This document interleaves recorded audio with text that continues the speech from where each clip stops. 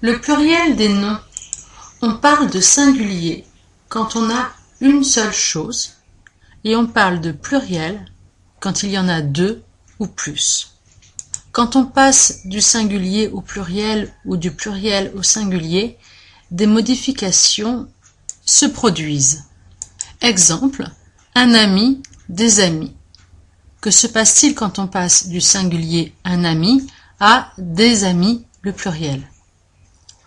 On constate que un s'est transformé en des, ce sera aussi valable pour une amie, des amis, et on a ajouté un S à ami.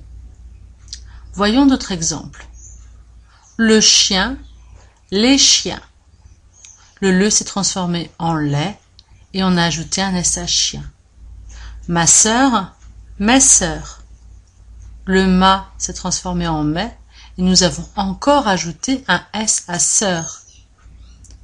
Cette tomate, ces tomates. Le 7 s'est transformé en c'est et nous avons une fois de plus ajouté un S à tomate. Du fil, des fils.